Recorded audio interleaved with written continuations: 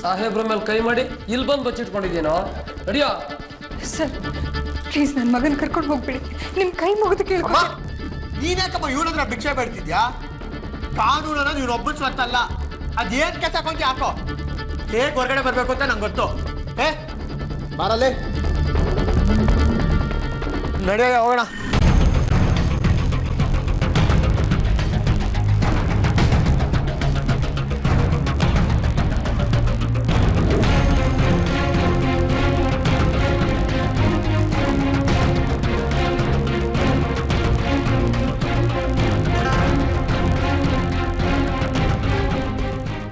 Sir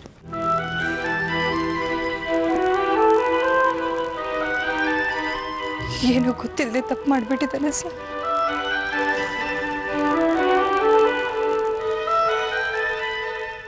ಅವನನ್ನ ಕ್ಷಮಿಸ್ಬಿಡಿ.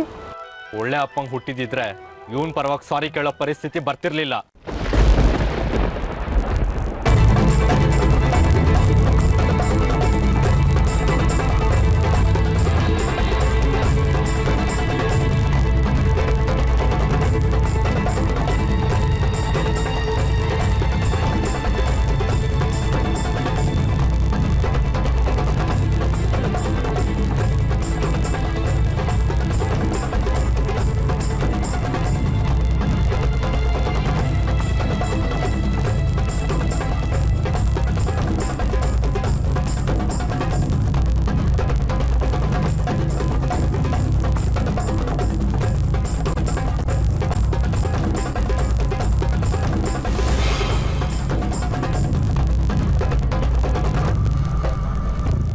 ನೋಡು ಅಡ್ಡು, ನನಗೆ ಶೆಕೆ ಅಂದ್ರೆ ಆಗಲ್ಲ.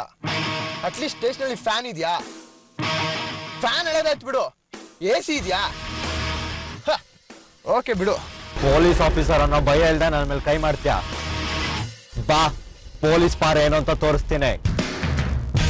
ನೀನ್ ನನ್ನ ಹೊಡಿಯಕ್ಕೆ ಭುಜದ ಮೇಲೆ 4 ಸ್ಟಾರು, 4 PC-ಗಳು, ಯೂನಿಫಾರ್ಮು, ಕೈಯಲ್ಲಿ 1 ಪಿಸ್ಟಲ್ ಬೇಕು. ಅದೇ ನಾನು ನಿನ್ ಹೊಡಿಬೇಕಂದ್ರೆ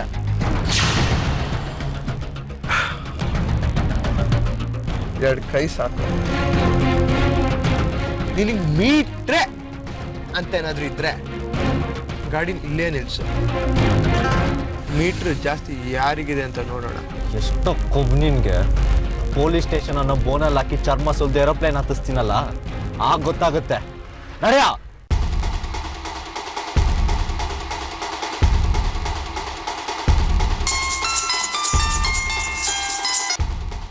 Good afternoon, sir. Yes, sir. Yes, sir. Yeah. Okay, sir. ನಿಲ್ಸಿ ಗಾಡಿನ.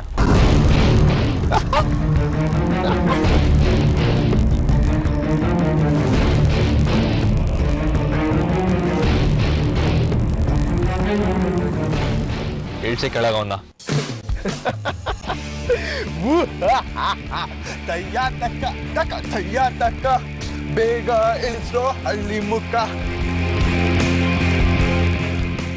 ಈ ಆದಿನ ಅರೆಸ್ಟ್ ಮಾಡ್ಬೇಕಂದ್ರೆ 6 ಕೆರೆ ನೀರು ಕುಡಿದಿರ್ಬೇಕು. ಅರ್ಥ ಆಯ್ತಾ?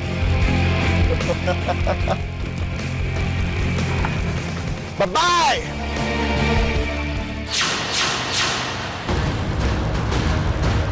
ನಮ್ಮಮ್ಮ ನನ್ನ ಧೈರ್ಯವಾಗಿ ಬೆಳೆಸಿದ್ದಾರೆ, ನಿಮ್ಮ ಅಪ್ಪನ ಥರ ಅಲ್ಲ. ನಮ್ಮಮ್ಮ ನನ್ನ ಸಿಂಹದ ಮರಿ ಥರ ಬೆಳೆಸಿದ್ದಾರೆ.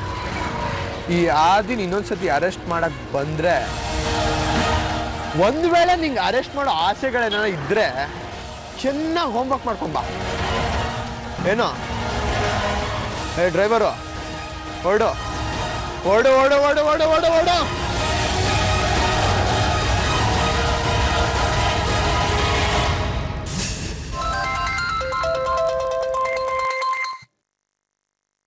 ಹೇಳಿ ಸರ್.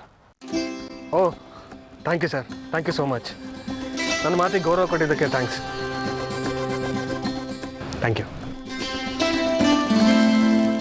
ನಿನ್ನ ಆಸೆ ನೆರವೇರ್ತು ಸಾಕ್ಷಿ. ಅದನ್ನ ಬಿಟ್ಬಿಟ್ರ ಡ್ಯಾಡ್? ಹೌದು. Thank you dad, thank you so much. ನನ್ನ ಮಗನ ಬಿಡಿಸಿದ್ದಕ್ಕೆ ನೀನು ನಂಗೆ ಥ್ಯಾಂಕ್ಸ್ ಹೇಳ್ಬೇಕಾ? ಅವನು ನಿಮ್ಮ ಮಗನ?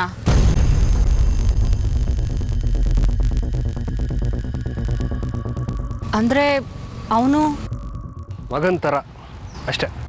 ಅವನು ಯಾರು ಅಂತಾನೆ ನೀವು ನೋಡಿಲ್ಲ, ನೋಡ್ದೇನೆ ಅವನನ್ನ ನಿಮ್ಮ ಮಗನ ಥರ ಅಂತಿದ್ದೀರಾ? ನಮ್ಮವರು ಅಂದರೆ ನೋಡಿರಲೇಬೇಕು ಅಂತಿಲ್ವಲ್ಲ. ಸಾಕ್ಷಿ ಮೇಲೆ ಆ್ಯಸಿಡ್ ಅಟ್ಯಾಕ್ ಆದಾಗ ಅವನು ಇವಳನ್ನ ಕಾಪಾಡಿದ್ದಾನೆ. ಸೊ ಅವನು ಇವಳಿಗೆ ಅಣ್ಣಂತರ, ಇವಳಿಗೆ ಅಣ್ಣಂತರ ಅಂದಮೇಲೆ ನನಗೆ ಮಗಂತರ.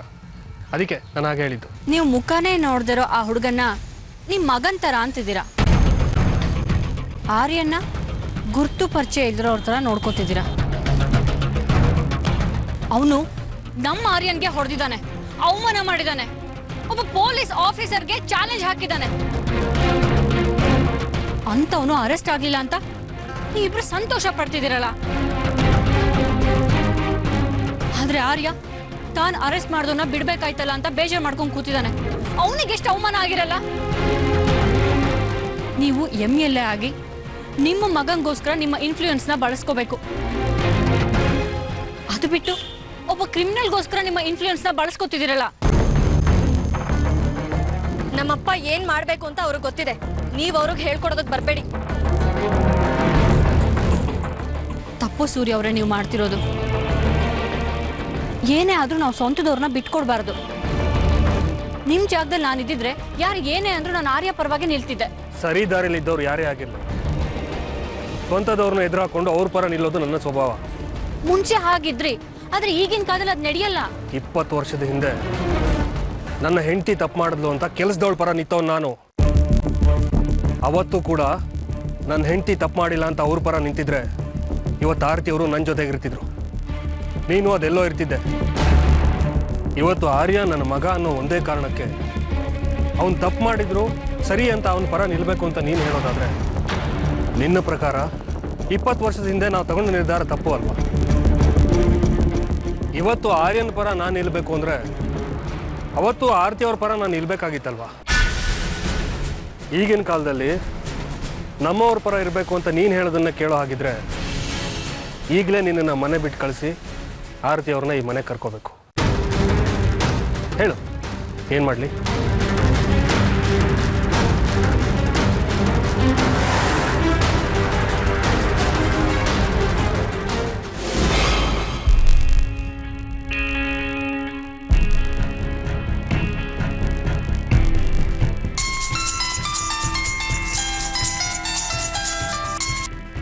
ಸರ್ ಹೇಳಿ ಸರ್.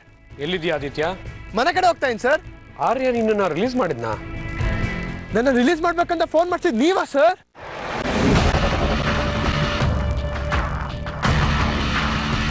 ಹೌದು. ಥ್ಯಾಂಕ್ ಯು ಸರ್, ನಿಮ್ಮಿಂದ ತುಂಬಾ ಹೆಲ್ಪ್ ಆಯ್ತು. ನೀನೇನು ಬೇರೆಯವನಾ? ನಮ್ಮವ್ರಿಗೆ ಹೆಲ್ಪ್ ಮಾಡಿದೆ, ಇನ್ಯಾರಿಗೆ ಹೆಲ್ಪ್ ಮಾಡಲಿ? ಈ ಕಾಲದಲ್ಲಿ ಕಷ್ಟ ಅಂತ ಬಂದಾಗ ಅಪ್ಪ ಅಮ್ಮನೇ ಕೈ ಬಿಟ್ಟು ಹೋಗ್ತಾರೆ ಸರ್. ಅಂಥದ್ರಲ್ಲಿ ನೀವು ನನ್ನ ಪರವಾಗಿ ನಿಂತು ನನಗೆ ಎಷ್ಟು ದೊಡ್ಡ ಹೆಲ್ಪ್ ಮಾಡಿದ್ದೀರಾ ಸರ್. ನಿಮ್ಮ ಈ ಹೆಲ್ಪ್ ನಾನು ಖಂಡಿತ ಮರೆಯಲ್ಲ ಸರ್. ಆ ಇನ್ಸ್ಪೆಕ್ಟರ್ ನಿನಗೆ ಹೊಡೆಯೋದು ಬಡಿಯೋದು ಮಾಡಿಲ್ಲ ತಾನೆ? ಅಯ್ಯೋ ಇಲ್ಲ ಸರ್, ಜೀಪ್ನಲ್ಲಿ ಕೂರ್ಕೊಂಡು ಸ್ವಲ್ಪ ದೂರ ಹೋದ ಅಷ್ಟೇ. ಅಷ್ಟಲ್ಲಿ ಫೋನ್ ಬಂತು, ತಕ್ಷಣ ಸ್ಕೂಲ್ ನೋಡ್ಕೊಂತಾರ ಹೌದಾ ಸರ್, ಓಕೆ ಸರ್ ರಿಲೀಸ್ ಮಾಡ್ತೀನಿ ಅಂತ ರಿಲೀಸ್ ಮಾಡ್ಬಿಟ್ಟ ಸರ್. ಸರ್ ನೀವು ಮಾಡಿರೋ ಹೆಲ್ಪ್ನ ನಾನು ಖಂಡಿತ ಮರೆಯಲ್ಲ ಸರ್. ನಾನು ನಿಮಗೋಸ್ಕರ ಏನು ಬೇಕಾದರೂ ಮಾಡ್ತೀನಿ ಸರ್.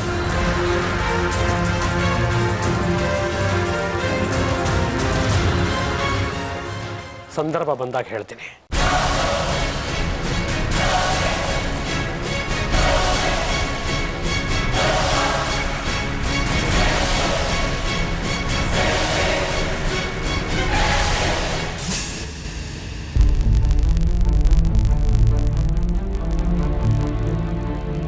ಎಲ್ಲಿದ್ಯಾರ್ಯ? ಎಲ್ಲೋ ಒಂದು ಕಡೆ ಇದ್ದೀನಿಮ್ಮ. ಡಿಪಾರ್ಟ್ಮೆಂಟಲ್ಲಿ ಯಾರಿಗೂ ಮುಖ ತೋರಿಸ್ದೇ ಇರೋಷ್ಟು ಅವಮಾನ ಆಗಿಬಿಟ್ಟಿದೆ. ಮನ್ಸಿಗೆ ತುಂಬ ಬೇಜಾರಾಗಿದೆ ಅಮ್ಮ. ಆ ಪೊರ್ಕಿನ ಅರೆಸ್ಟ್ ಮಾಡ್ಕೊಂಡು ಹೋಗೋಷ್ಟೊತ್ತಿಗೆ ಕಮಿಷನರ್ ಫೋನ್ ಮಾಡಿ ಅವನ್ನ ರಿಲೀಸ್ ಮಾಡು ಅಂತ ಹೇಳಿಬಿಟ್ರು. ಕಮಿಷನ್ ಅವ್ರಿಗೆ ಹೇಳಿದ್ದು ಬೇರೆ ಯಾರೂ ಅಲ್ಲ, ನಿಮ್ಮ ತಂದೆನೇ. ಸಾಕ್ಷಿ ಸೂರ್ಯ ಅವ್ರಿಗೆ ಹೇಳಿ ಇನ್ಫ್ಲೂಯೆನ್ಸ್ ಮಾಡಿಸಿ ಅವ್ನು ಬಿಡುಗಡೆ ಆಗೋ ಹಾಗೆ ಮಾಡಿಸಿದ್ಲು. ಈ ವಿಷಯ ಕೇಳಿ ನಿನ್ನ ಮನೆಗೆ ಬಂದು ಜಗಳ ಆಡ್ಲಿ ಅಂತ ಇದನ್ನ ನಾನು ನಿಂಗೆ ಹೇಳ್ತಿಲ್ಲ ಆರ್ಯ. ನಿನ್ನ ಜೊತೆ ನಿನ್ನ ತಂದೆನೇ ಇಲ್ವಲ್ಲ ಅಂತ ತುಂಬ ಬೇಜಾರಾಯಿತು. ಅದಕ್ಕೆ ನಿಂಗೆ ಫೋನ್ ಮಾಡಿ ಹೇಳಿದೆ. ಇದಕ್ಕೆಲ್ಲ ಕಾರಣ ಆ ಸಾಕ್ಷಿನಾ? ಪ್ಲೀಸ್ ಆರ್ಯ, ನಾನು ಈ ವಿಷಯ ಹೇಳಿದೆ ಅಂತ ಮನೇಲಿ ಯಾರಿಗೂ ಗೊತ್ತಾಗೋದು ಬೇಡ. ಗೊತ್ತಾದ್ರೆ ಎಲ್ಲ ನನ್ನ ಮೇಲೆ ರೇಗ್ತಾರೆ. ನೀವೇನು ಯೋಚನೆ ಮಾಡಬೇಡಿ ಅಮ್ಮ. ಇನ್ಮೇಲೆ ಯಾರೇ ನಿಮ್ಮ ಬಗ್ಗೆ ಬೆರಳು ತೋರಿಸಿದ್ರು ಅವ್ರನ್ನ ನೀವು ಯಾರಿಗೂ ಯಾವುದೇ ಕಾರಣಕ್ಕೂ ಹೆದರ್ಕೊಳ್ಳೋದು ಬೇಡ. ನಾನು ನಿಮ್ಮ ಜೊತೆ ಯಾವಾಗಲೂ ಇರ್ತೀನಿ.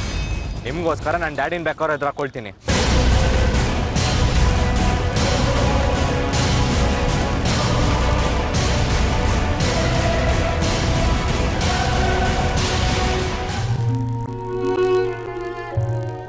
ಆರ್ತಿ, ಇಷ್ಟು ಧೈರ್ಯ ಕಳ್ಕೋಬಾರ್ದು ಕಣೆ. ಜೀವನದಲ್ಲಿ ಎಷ್ಟೆಲ್ಲ ಕಷ್ಟ ಅನುಭವಿಸಿದ್ಯಾ ನೀನು. ಅದ್ರ ಮುಂದೆ ಇದು ಯಾವ ದೊಡ್ಡ ಕಷ್ಟ ಅಲ್ಲ ಕಣೆ. ನನ್ನ ಜೀವನದಲ್ಲಿ ಎಷ್ಟೋ ದೊಡ್ಡ ದೊಡ್ಡ ಕಷ್ಟಗಳನ್ನ ತಡ್ಕೊಂಡೆ. ಸೂರ್ಯ ಅವ್ರು ನನ್ನ ನಮ್ಮ ಮನೆಯಿಂದ ಹೊರಗಾಗ್ದಾಗ್ಲೂ ತಡ್ಕೊಂಡೆ. ಅರ್ಪಿತಾ ನನ್ನ ಸ್ಥಾನ ತಗೊಂಡಾಗ್ಲೂ ತಡ್ಕೊಂಡೆ. ಸೂರ್ಯ ಅವರ ಆರ್ಯನ್ ಕಿತ್ಕೊಂಡಾಗ್ಲೂ ತಡ್ಕೊಂಡೆ. ಯಾಕೆ ಗೊತ್ತಮ್ಮ, ಆಗ ನನ್ನ ಬದುಕಿನಲ್ಲಿ ಒಂದು ಉದ್ದೇಶ ಇತ್ತು. ಆದಿತ್ಯನ ಬೆಳೆಸಿ ದೊಡ್ಡವನ್ನಾಗಿ ಮಾಡಬೇಕು, ಅವನ ಸಮಾಜದಲ್ಲಿ ಒಳ್ಳೆ ಮನುಷ್ಯ ಅಂತ ಅನ್ಸ್ಕೊಳ್ಬೇಕು. ತುಂಬಾ ಆಸೆ ಇಟ್ಕೊಂಡಿದ್ದೆಮ್ಮ. ಈಗ ನೋಡಿ ನನ್ನಿಬ್ರು ಮಕ್ಕಳು ಹೇಗೆ ಸಾಧಿಸ್ತಾ ಇದ್ದಾರೆ ಅಂತ. ಚಿಕ್ಕ ಮಗ ದೊಡ್ಡ ಮಗನ ಮೇಲೆ ಕೇಸ್ ಹಾಕ್ತಾನೆ.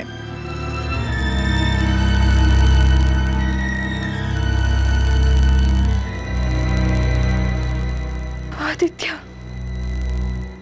ಕ್ರಿಮಿನಲ್ ಅಂತ ಲೇಬಲ್ ತಗೊಳ್ತಾ ಇದ್ದಾನೆ. ಇದನ್ನೆಲ್ಲ ನೋಡಕ್ ನನ್ ಬದುಕಿಲ್ಲಮ್ಮ.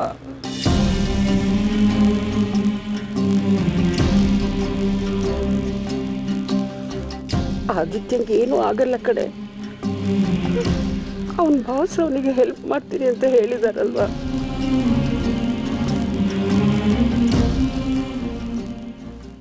ಕಾಪಾಡೋ ದೇವ್ರೆ ಒಂದೊಂದ್ಸಲ ಕೈ ಕೊಟ್ಬಿಡ್ತಾನಂತೆ. ಅಂಥದ್ರಲ್ಲಿ ಆದಿತ್ಯನ ಬಾಸು ಆದಿತ್ಯನ ಕಾಪಾಡ್ತಾರೆ ಅಂತ ನಂಬ್ಕೊಂಡು ಕೂತ್ಕೊಳ್ಳೋಕ್ಕಾಗತ್ತಾ? ನಾನು ಸೂರ್ಯ ಅವರು ಒಂದಾಗಬೇಕು ಅಂತ ಎಷ್ಟೆಲ್ಲ ಪೂಜೆ ಮಾಡಿಸಿದ್ರಿ, ಆದ್ರೆ ಏನಾಯ್ತು?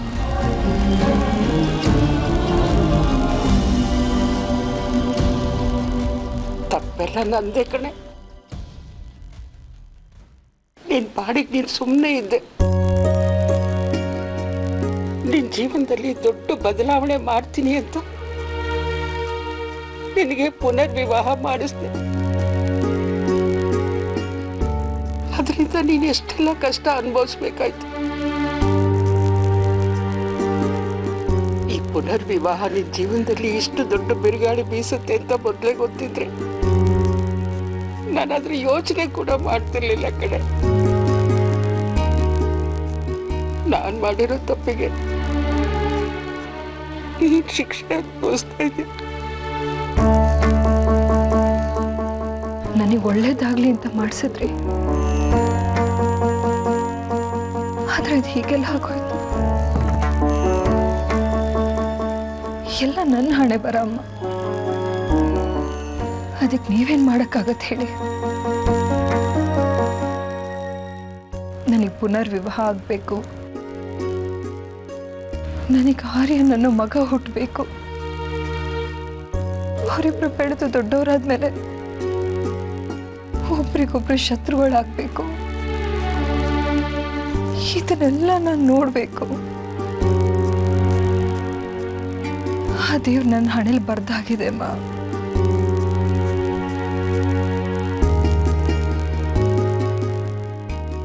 ಇಷ್ಟು ದೂರ ಬಂದಾಗಿದೆ. ಇನ್ನು ಮುಂದೆ ನನ್ನ ಜೀವನದಲ್ಲಿ ಏನು ಬರುತ್ತೋ ಅದನ್ನು ನಾನು ಫೇಸ್ ಮಾಡಲೇಬೇಕು.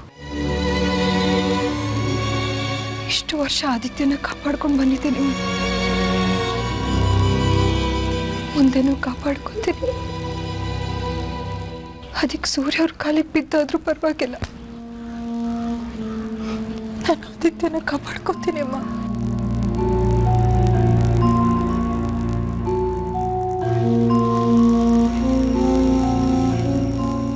ನನಗೋಸ್ಕರ ನೀನು ಯಾರ ಕಾಲ್ಗೂ ಬಿಡೋ ಅವಶ್ಯಕತೆ ಇಲ್ಲ.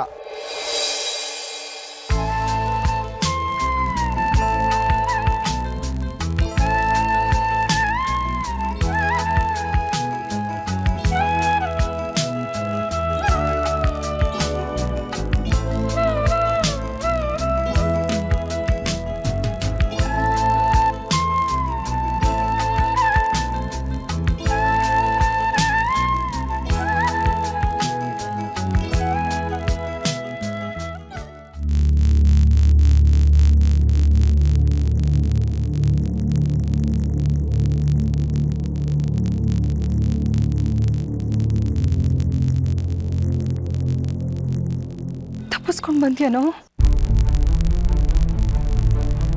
ಯಾಕೋ ಹೀಗೆ ಮಾಡಕ್ ಹೋದೆ? ಮತ್ತಿನ್ನೊಂದು ಕೇಸ್ ಆಗುತ್ತೆ. ನಾನೇ ಹೇಗಾದ್ರೂ ಮಾಡಿ ಬಿಡಿಸ್ಕೊಂಡು ಬರ್ತಾ ಇರ್ಲಿಲ್ವಾ ನಿನ್ನ?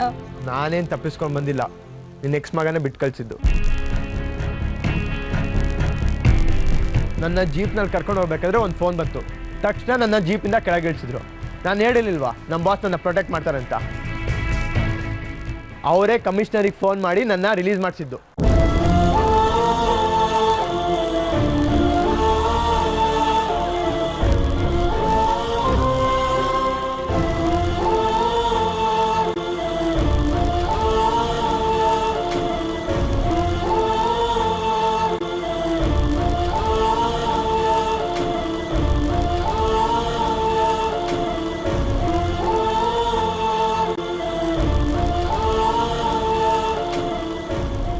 ಸರ್, ಏನೋ ಮಾತಾಡ್ಬೇಕಂದ್ರಂತೆ. ನಂದೇ ಕ್ಲಾಸು. ಡೋಂಟ್ ವರಿ ಮ್ಯಾಮ್, ನಿಮ್ಮ ಕ್ಲಾಸ್ನ ರೀಸ್ಕೆಡ್ಯೂಲ್ ಮಾಡಿಸ್ತೀನಿ ನಾನು. ಏನು ವಿಷಯ ಸರ್? ಟೆನ್ಷನ್ ಆಗುವಂಥ ವಿಷಯ ಏನೂ ಇಲ್ಲ, ರಿಲ್ಯಾಕ್ಸ್.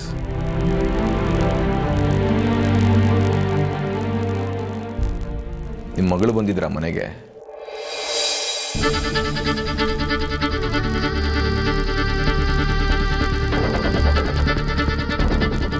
ಮಗಳ? ಸೂರ್ಯ ರಾಜಶೇಖರ್ ಅವ್ರ ಮಗಳು. ಸಾಕ್ಷಿ ನಿಮಗೆ ಮಗಳ ಥರ ಅಂತ ಹೇಳ್ತಿದ್ರಲ್ಲ, ಅದಕ್ಕೆ ಕೇಳಿದೆ. ಸಾಕ್ಷಿ ನಮ್ಮನೆಗೆ?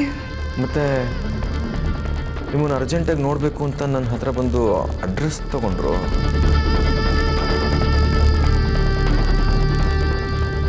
ಅದಕ್ಕೆ ಕೇಳಿದೆ.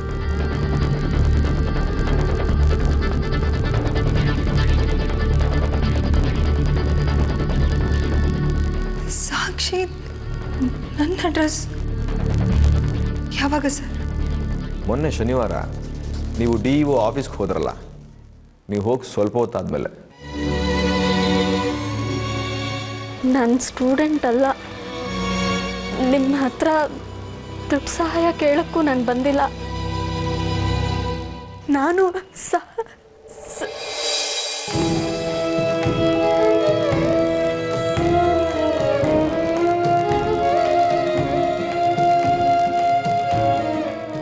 MLA ಸೂರ್ಯ ರಾಜಶೇಖರ್ ನಿಮಗೆ ತುಂಬ ಚೆನ್ನಾಗಿ ಪರಿಚಯನಾ? ಇಲ್ಲ ಸರ್, ಅವತ್ತು ಹೇಳಿದ್ನಲ್ಲ, 20 ವರ್ಷದ ಹಿಂದಿನ ಪರಿಚಯ. ಈಗ ಅವ್ರಿಗೆ ನಾನು ನೆನಪಿರುತ್ತೋ ಇಲ್ವೋ ಗೊತ್ತಿಲ್ಲ. ಯಾಕೆ ಕೇಳಿದ್ರಿ ಸರ್? ಏನಿಲ್ಲ, ನಿಮ್ಮ ಸ್ಟೂಡೆಂಟ್ ಸಾಕ್ಷಿ ತುಂಬ ಒಳ್ಳೆಯವರು ಅನ್ನಿಸ್ತು. ಹೌದು ಸರ್, ಸಾಕ್ಷಿ ತುಂಬ ಒಳ್ಳೆ ಹುಡುಗಿ. ಅವಳಿಗೆ ಹಿರಿಯರು ಅನ್ಕೊಂಡ್ರೆ ತುಂಬ ಪ್ರೀತಿ ಗೌರವ. ಎಲ್ಲದಕ್ಕಿಂತ ಹೆಚ್ಚಾಗಿ ಸಂಬಂಧಗಳಿಗೆ ತುಂಬ ಬೆಲೆ ಕೊಡ್ತಾಳೆ. ಅದು ಅಲ್ಲದೆ ಹಳೆ ಸಂಬಂಧಗಳನ್ನು, ಹಳೆ ವ್ಯಕ್ತಿಗಳನ್ನು ತುಂಬ ಚೆನ್ನಾಗಿ ನೆನ್ಪಿಟ್ಕೊಂಡಿದ್ದಾಳೆ. ಇನ್ನು ಕೆಲವೊಬ್ಬರಿಗೆ ಹಳೆ ಸಂಬಂಧ ನೆನಪೇ ಇರಲ್ಲ. ಆದರೆ ಸಾಕ್ಷಿ ಮಾತ್ರ ತುಂಬ ಒಳ್ಳೆಯವಳು ಸರ್. ಅವಳು ಎಲ್ಲ ಇರ್ತಾಳೋ ಅಲ್ಲಿ ಸಂತೋಷ ತುಂಬಿರುತ್ತೆ. ಸರ್, ನಿಮ್ಮ ಹತ್ರ ಸಾಕ್ಷಿ ನಂಬರ್ ಇದ್ರೆ ನನಗೆ ಕೊಡ್ತೀರಾ? ನಂಬರ್ ಏನಕ್ಕೆ? ನಾನೇ ಡಯಲ್ ಮಾಡ್ಕೊಡ್ತೀನಿ, ಮಾತಾಡಿ. ಅಯ್ಯೋ ಬೇಡ ಸರ್, ಅವಳ ನಂಬರ್ನ ನನಗೆ ಕೊಡಿ, ನಾನು ಆಮೇಲೆ ಮಾತಾಡ್ತೀನಿ ಪ್ಲೀಸ್.